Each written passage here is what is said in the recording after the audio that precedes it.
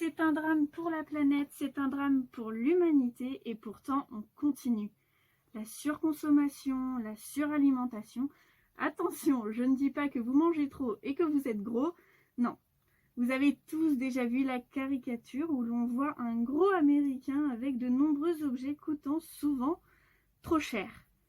Avec la chemise prête à exploser, ne faisant plus attention à ce qui l'entoure. Que ce soit les Américains, les Français, les Chinois et les Qatariens, ce sont nous tous, les pays riches.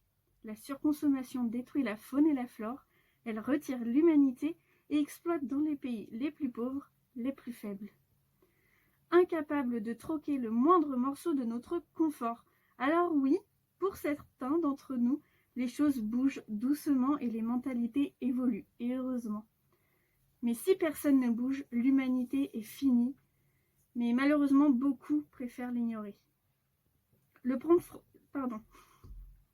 pape François a dit « L'heure est venue d'accepter une certaine décroissance dans quelques parties du monde, mettant à disposition des ressources pour une saine croissance en d'autres parties. » Bon, voilà. J'ai passé mon message un peu coup de gueule ce soir. Maintenant, j'aimerais vous filer quelques conseils pour sortir de cette surconsommation. Pour commencer, faites le point sur vos besoins essentiels. Ai-je vraiment besoin de ce dernier iPhone? Oui, non, pourquoi? Vos besoins essentiels du quotidien, sanitaire, alimentaire, vestimentaire, loisirs. Oui, les loisirs sont importants aussi. Il ne faut pas non plus arrêter de vivre pour faire vivre les autres. Ensuite, faire une liste de courses et la respecter. Parce qu'on le sait tous, on a beau faire une liste quand on voit quelque chose qui nous fait envie, on a souvent tendance à craquer. Moi, mon problème, ce sont les petites gourmandises, les gâteaux ou même le pain que je mange directement dans le magasin. Alors pour éviter ça, je vous conseille de ne pas faire vos courses en ayant faim. Ça évitera à votre estomac de décider pour votre tête. Coluche a dit quand on pense qu'il suffirait que les gens n'achètent plus pour que ça ne se vende plus.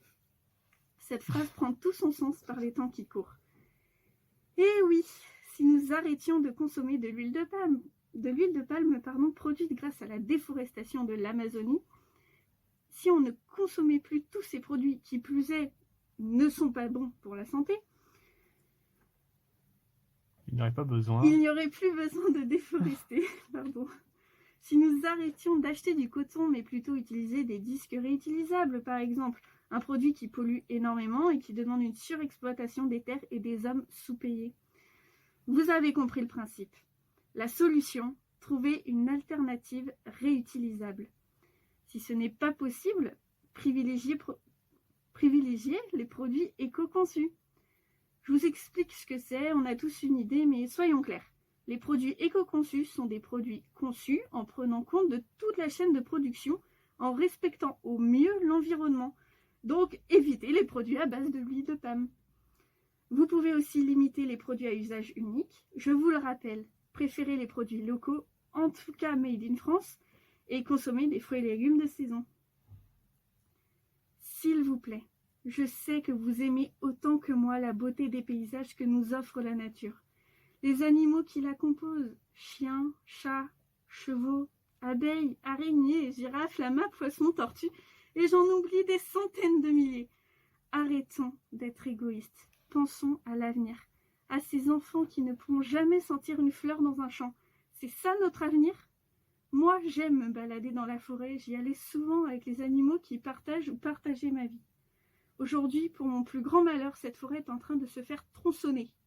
Mon malheur, c'est une chose, les êtres vivants qui se voient délogés en est une autre. Ne soyons pas égoïstes, prenons le temps d'admirer un oiseau qui fait son nid, une araignée qui tisse sa toile. Regardez une famille de sangliers traverser le chemin sans se soucier de ce qui peut leur arriver, car ils se sentent en sécurité. Nous voulons être libres, mais notre liberté s'arrête où commence celle des autres. Et si les autres étaient tous les êtres vivants et pas seulement les humains?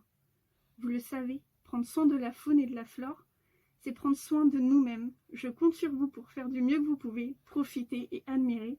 Et comme le dit Félix Radu, la poésie est la beauté oubliée, et la beauté est une nécessité.